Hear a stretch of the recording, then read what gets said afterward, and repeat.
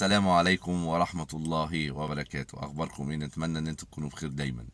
احنا النهاردة جايين نتكلم معاكم في موضوعين مهمين جدا. أول موضوع بالنسبة للمحافظات اللي تم ربطها على منظومة ميكنة الاستعاضة. السؤال الشائع والسؤال الأهم الذي يدور بين التجار: أنا دلوقتي بعمل الاستعاضة وما بتسمعش في خلال ساعة زي ما الناس بتقول. احنا بعد ما اتأكدنا من الجهات المختصة المسؤولة عن النظام ان الاستعارة بتتم تسميعها خلال ساعة. اللي بيحصل وبعد التحليل احنا لقينا ان بالذات في محافظة كفر الشيخ ان اللي بيحصل كالآتي: التاجر بيروح ياخد البضاعة بتاعته، بتظهر له المدخل البيانات بيطلع له فاتورة ورقية، وبيبدأ يسجل الكلام ده كله آخر النهار أو في وقت لاحق، بس هو بيمشي التاجر من قدامه عشان الضغط الشغل والزحمة وكلام من ده، لأن طبعا كل التجار بتعمل تقريبا الاستعاضة في توقيت واحد. اللي انا بطلبه من حضراتكم ان حضراتكم تتاكدوا تماما ان انت قبل ما تمشي من المخزن ان تم تسجيل الفاتوره الالكترونيه على النظام المخصص لذلك، بحيث ان انت وانت ماشي متاكد ان الفاتوره بتاعتك بكميات مظبوطه دخلت على النظام على مره واحده، مش على مرتين، يعني على مره واحده. يعني انا دلوقتي عملت طن زيت وطن سكر مثلا، الفاتوره بتاعتي طن زيت وطن سكر، فاتوره واحده. ما ينفعش اعمل 500 كيلو زيت و500 كيلو سكر واستكمل الفاتوره زي ما كان بيحصل قبل كده ب 500 و500. كده الكميه بتاعتك مش هتنزل مظبوطه. حضرتك بتعمل الفاتوره بتاعتك على مره واحده، ادخال مره واحده بالكميه اللي مكتوبه عندك في امر الشراء، يبقى انت كده زي الفل، الدنيا هتمشي معاك مظبوطه وخلال ساعه والدنيا هتمشي.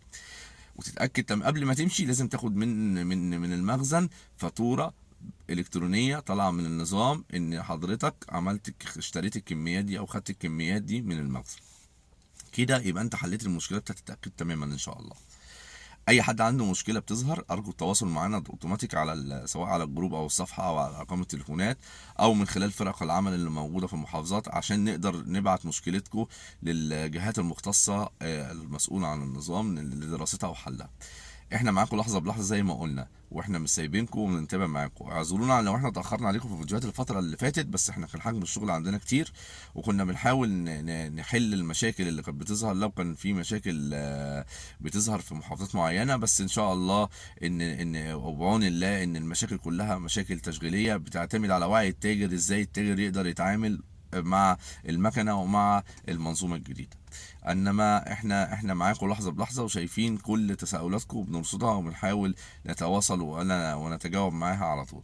نيجي بقى للموضوع التاني. الموضوع التاني ان بالنسبه للمحافظات اللي لسه داخله ان شاء الله في المرحله الجايه، المحافظات اللي داخله في المرحله الجايه ان شاء الله: الغربيه والقليوبيه.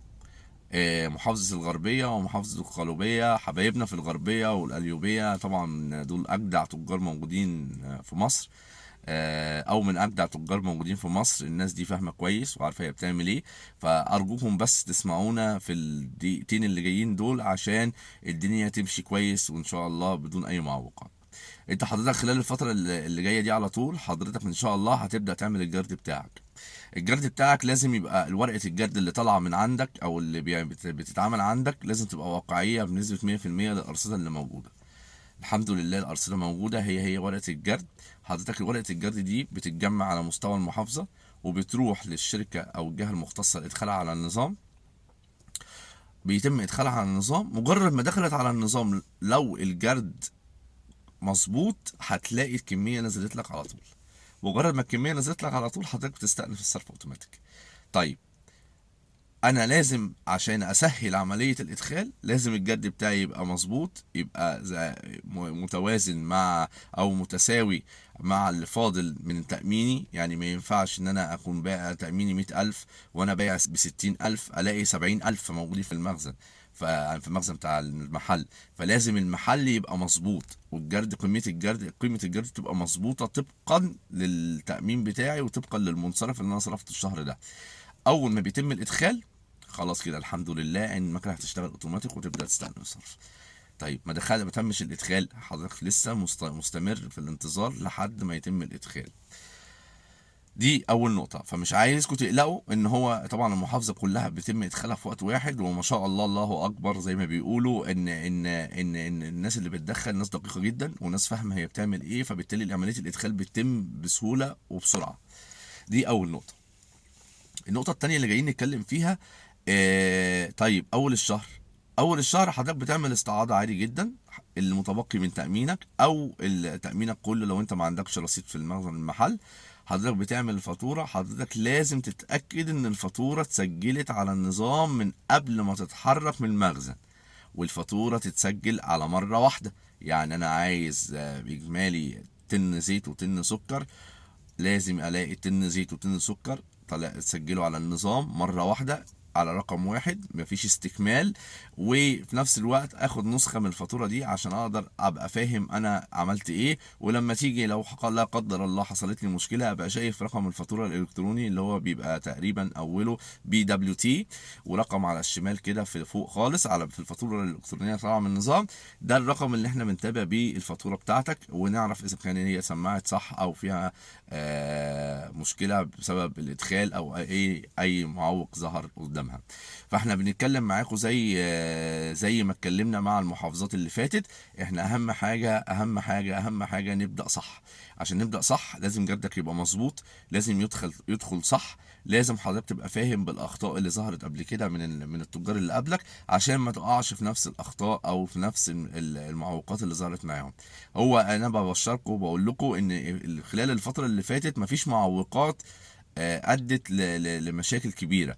هي كلها معوقات بتعتمد على وعي التاجر او تناقل المعلومات بشكل مش دقيق بينكم وبين بعض.